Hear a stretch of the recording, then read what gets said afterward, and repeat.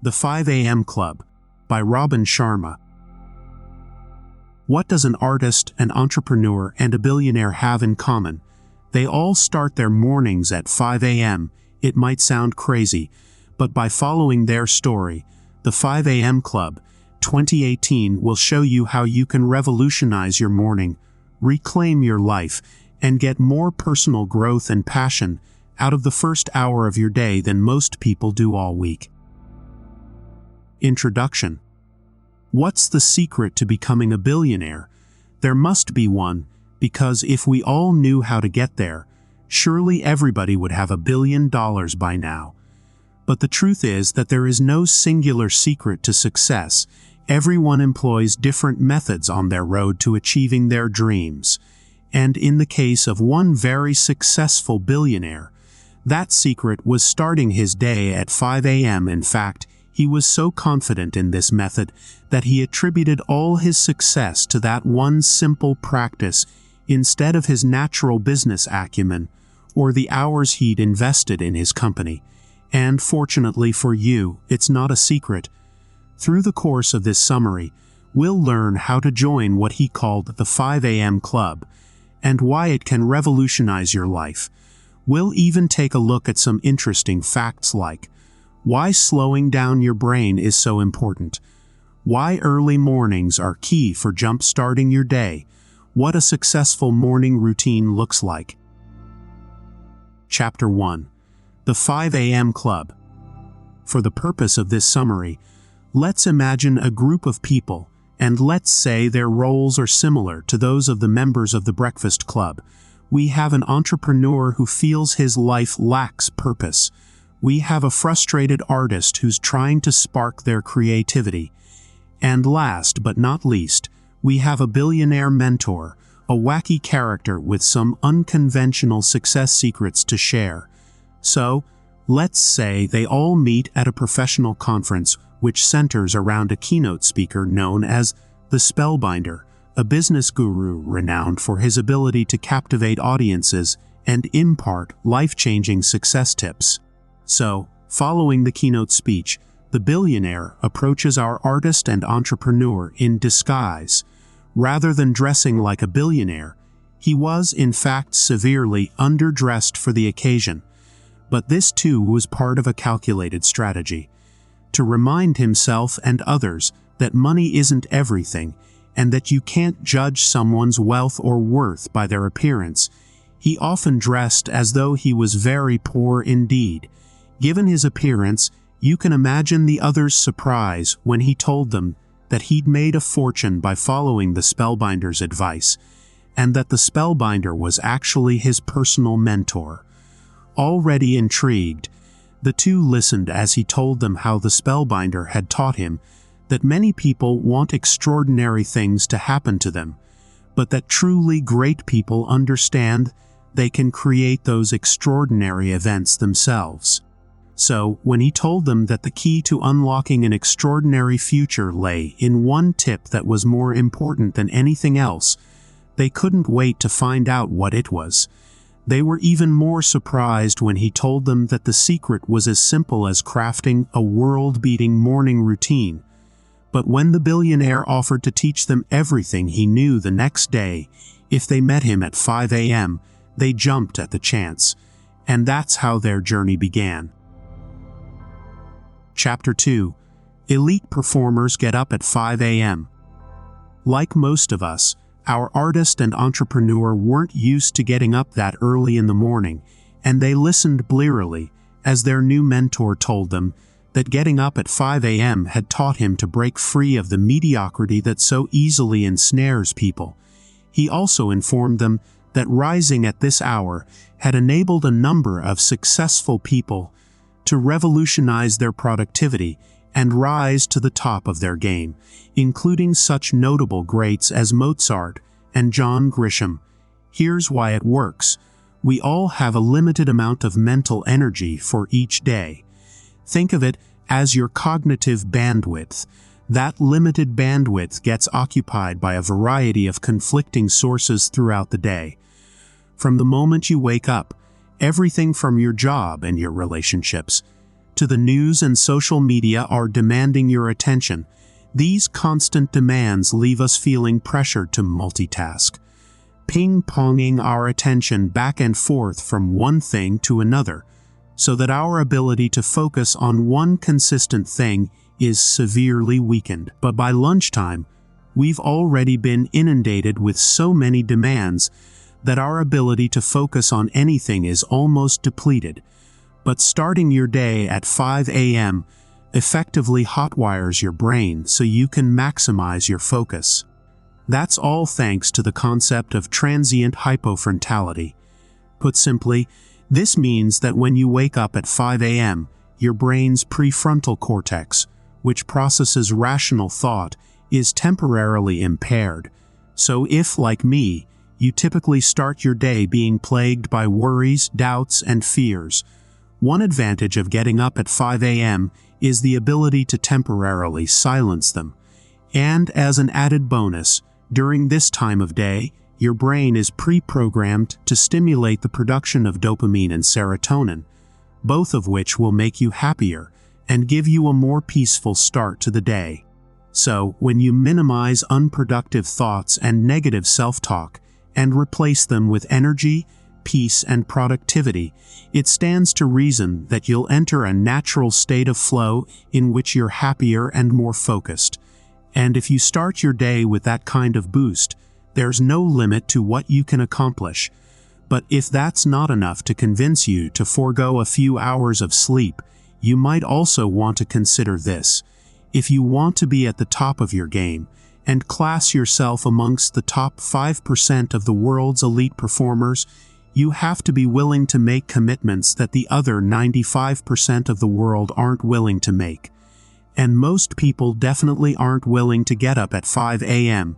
So, if you want a huge competitive advantage, this is a great way to get ahead. Chapter 3: How to be a history maker.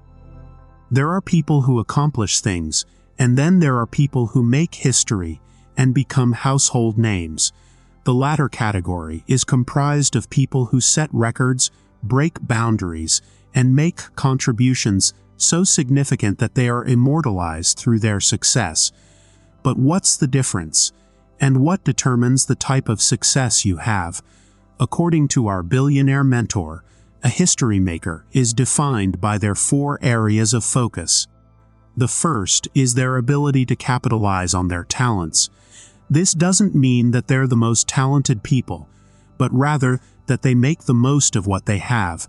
So, instead of comparing your gifts to someone else's and assuming you don't have what it takes, capitalize on the talents you do have and use them to make a difference. The second key area of focus is the ability to free yourself from distractions. This is especially vital because it's probably the #1 problem that holds people back. And whether your distraction comes in the form of social media addiction or a toxic relationship that drains you of your energy, neither of these distractions can remain in your life if you want to be a winner. So, to cultivate a winning worldview, it's crucial that you focus, simplify, and concentrate.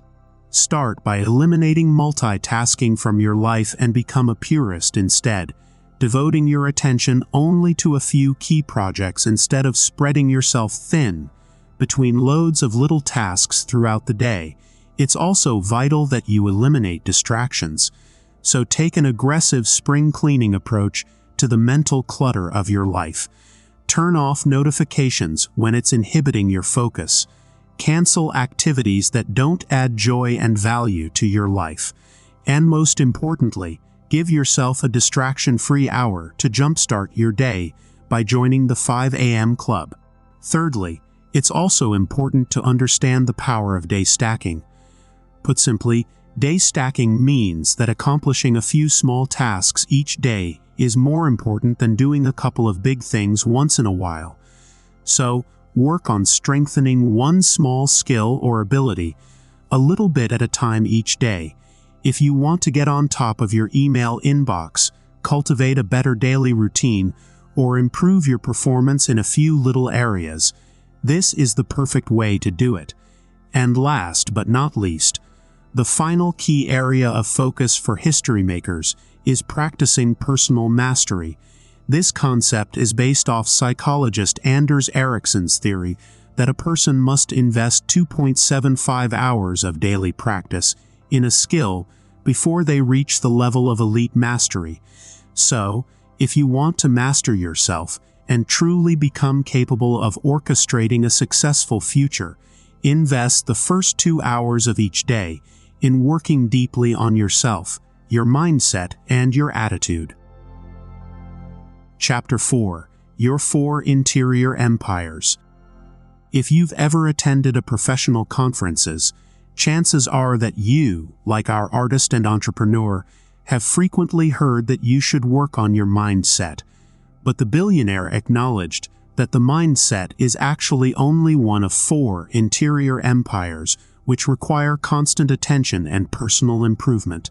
And although working on your mindset is great, if that's the only area you focus on, that means you're ignoring your heart set, health set, and soul set. So let's take a look at each of these sets and their roles in your life. Your heart set is exactly what it sounds like.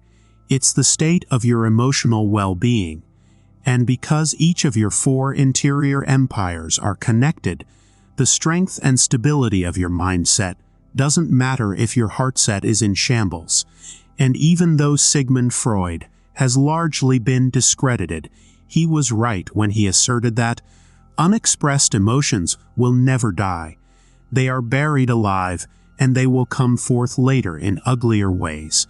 So, if you consider that truth and the impact that emotional instability can have on your life, it follows naturally that when you develop your emotional well-being, you're laying the foundation for a healthier, more stable life across the board. Your health set is also important because, as you might imagine, you're pretty limited by what you can accomplish if you're in poor health. So, commit to your future success by taking care of yourself in the present, and make a commitment to boost your health and productivity by pursuing exercise. The physical and emotional benefits of exercise are well documented, but it doesn't hurt to be reminded that exercise can increase the flow of positive hormones and reduce stress, both of which can greatly benefit your personal life and career. And last but not least, it's crucial that you also focus on your soul set. Think of your soul set as your spirituality, or what keeps you centered. By focusing on your soul set, you'll be able to connect with the truest version of yourself and relinquish your ties to the temporal and superficial elements of everyday life. Getting up at 5 a.m. can help with this too, because this early start will give you a window of clarity and opportunity which you can use to reflect on what you have to offer the world. Chapter 5. The 20-20-20 Formula. So, now that we've learned about our 4 interior empires, let's take a look at some practical, everyday strategies we can use to develop them. Because although getting up at 5 a.m. might sound like a magic cure-all, nothing could be farther from the truth.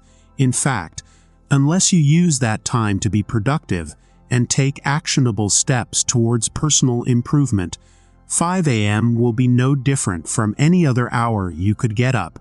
Instead, as you've probably guessed, the truth is that the real magic lies in how you use that time.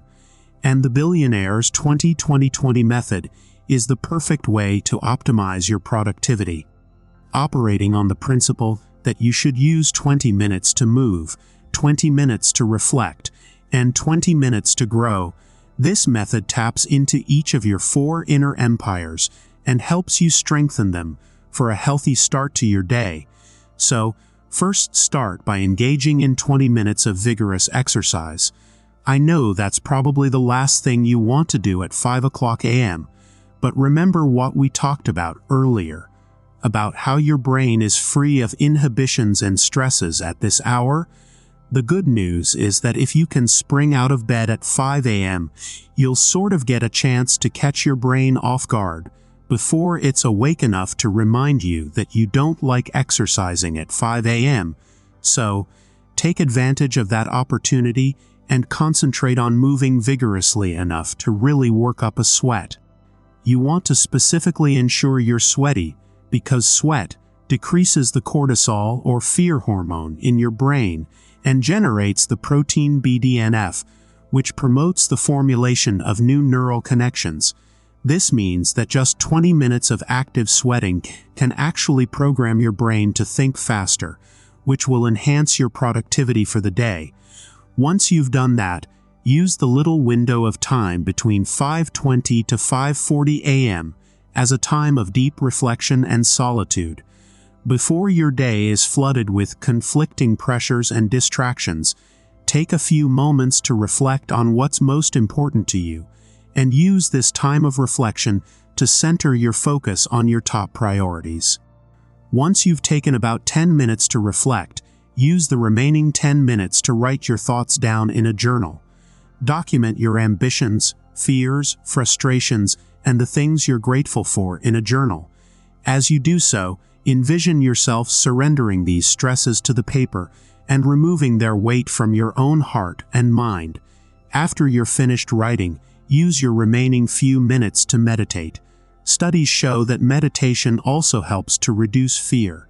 So if you start your day by engaging in 2 activities that decrease your fear hormones, you'll have a doubly fearless start to your day.